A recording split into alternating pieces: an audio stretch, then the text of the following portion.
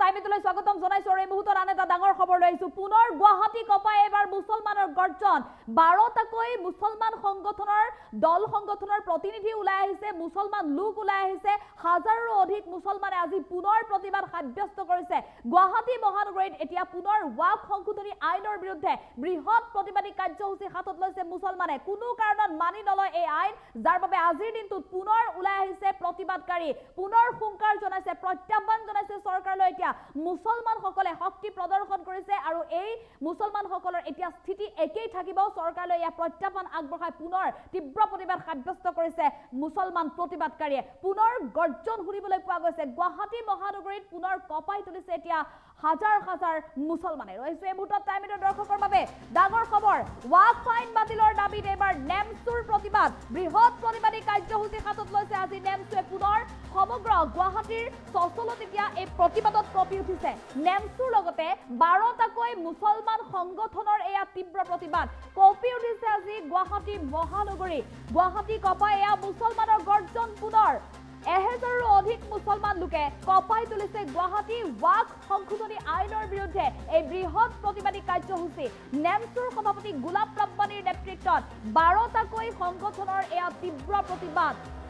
কোনো কাৰণত দেশৰ মুছলমানে মানি নলয় ওয়াক সংশোধনী আইন বৰ্তমানো সৰ্বোচ্চ ন্যায়ালয়ৰ মজিয়াত আছে ওয়াক সংশোধনী আইনৰ বিৰোধিতাৰ এই বিচাৰ আৰু ওয়াক সংশোধনী আইনৰ বিচাৰ যি সময়ত সৰ্বোচ্চ ন্যায়ালয়ৰ মজিয়াত আছে তাৰ 5 মে পৰ্যন্ত যিটো ন্যায়ালয়ৰ তৰফৰ পৰা অন্তৱৰ্তীকালীন নিৰ্দেশ জাৰি কৰি থোৱা হৈছে তাৰ পিছতো কিন্তু পুনৰ এইবাৰ মুছলমানসকলে প্ৰতিবাদ অব্যাহত ৰাখিছে মুছলমানসকলে উল্লেখ কৰিছে যে চৰকাৰে অন্যায় কৰিছে মুছলমানসকলৰ সৈতে এই অন্যায় কোনো কাৰণতে মুছলমানে মানি নলয় যাৰ বাবে যেতিয়ালৈকে এই চৰকাৰে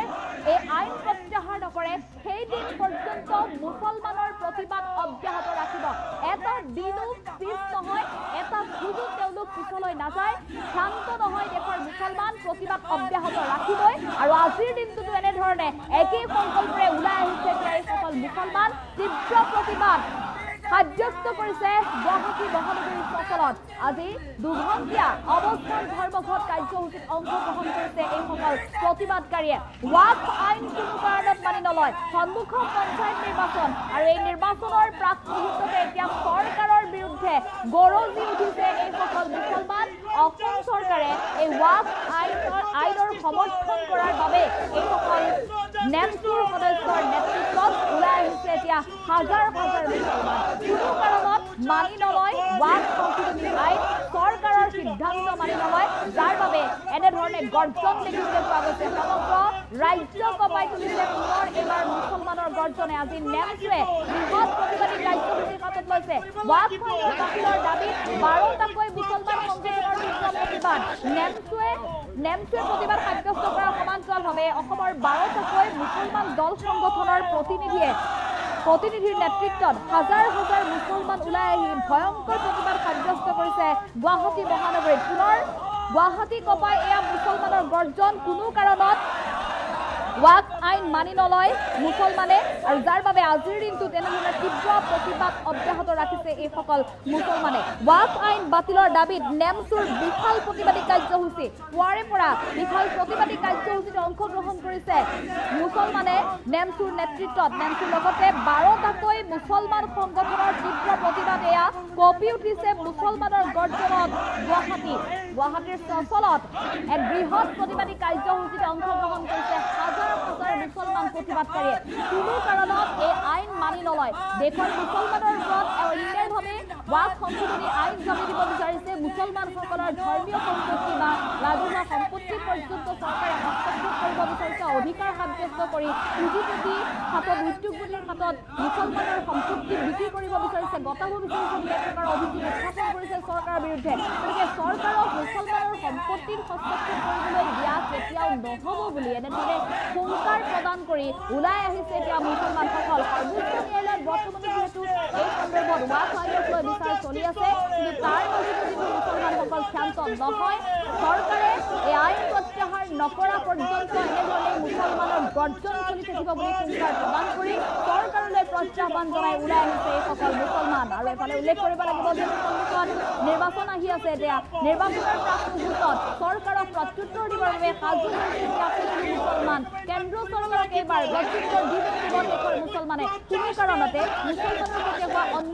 অন্যায় গ্ৰহণ কৰিব নোৱাৰে আৰু যাৰ বাবে এতিয়া এনেধৰণে প্ৰতিবাদ হৈ পৰিছে সমগ্ৰ দেশ উত্তপ্ত হৈ পৰিছে আৰু তাৰ মাজতে অসমতো ব্যতিক্ৰম নহয় অসমতো মুছলমান দল সংগঠনৰ সদস্য এনেধৰণে বৃহৎ প্ৰতিবাদী কাৰ্যসূচীত অংশগ্ৰহণ কৰিছে আজি পুৱাৰ ভাগৰে পৰা নেমচুৰ নেতৃত্বত বিশাল প্ৰতিবাদী কাৰ্যসূচী দেখিবলৈ পোৱা গৈছে কেৱল নেমচুৰে নহয় অসমৰ মুছলমান লোকসকলৰ মুছলমান দল সংগঠনৰ 12টাকৈ দল সংগঠনে এনেধৰণে তীব্ৰ প্ৰতিবাদত অংশগ্ৰহণ কৰিছে সমগ্ৰ গুৱাহাটী কঁপাই তুলিছে এতিয়া মুছলমানৰ প্ৰতিবাদে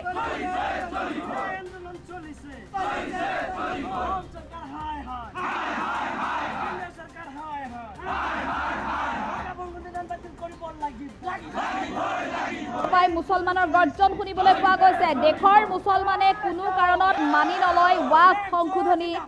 আইন বাতিল কৰিবই লাগিব এই আইন ৱাক্ফ সংশোধনী আইন বাতিল নকৰা পৰ্যন্ত মুছলমানৰ গৰ্জন অব্যাহত থাকিব কিয় চৰকাৰে বাৰে বাৰে মুছলমানৰ প্ৰতি কিয় অন্যায় কৰে এই প্ৰশ্ন উত্থাপন কৰিছে এতিয়া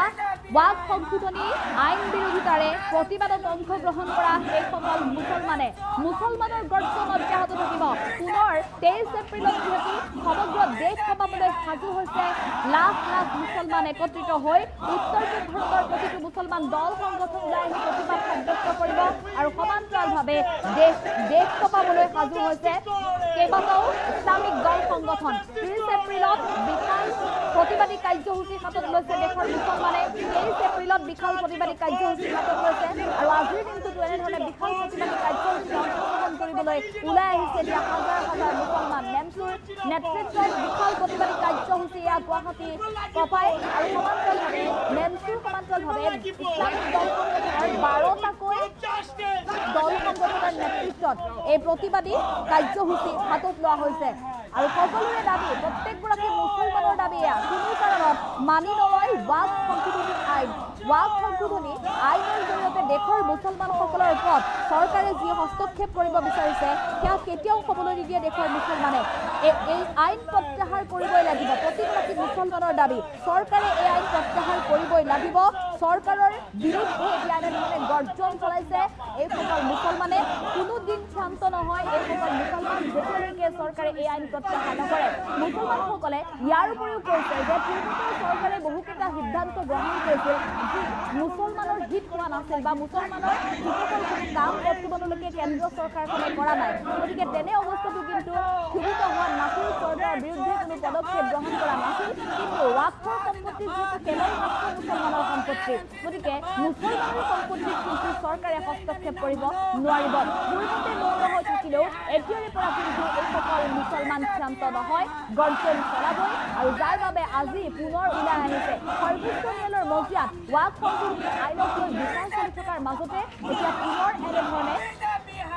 প্ৰতিবাদ সাব্যস্ত কৰি আছে এইসকল মুছলমানে দেশৰ প্ৰতিগৰাকী মুছলমানৰ দাবী একেটাই যে চৰকাৰে এই আইন প্ৰত্যাহাৰ কৰিব লাগিব প্ৰধানমন্ত্ৰী মোদীক সমালোচনা কৰিছে এফালে প্ৰধানমন্ত্ৰী মোদীক সমালোচনা কৰা সমান্তৰালভাৱে প্ৰতিখন ৰাজ্যৰ মুখ্যমন্ত্ৰীক সমালোচনা কৰিছে যিসকল মুখ্যমন্ত্ৰী এনডিএ দলৰ সমৰ্থিত হয় বা মিত্ৰজোঁটত আছে এই কেন্দ্ৰীয় চৰকাৰে এই সংশোধনী আইন যি প্ৰণয়ন কৰিছে সেই আইনৰ বিৰোধিতা নকৰাৰ বাবে এতিয়া এনেধৰণে ক্ষুভিত হৈ পৰিছে সকলো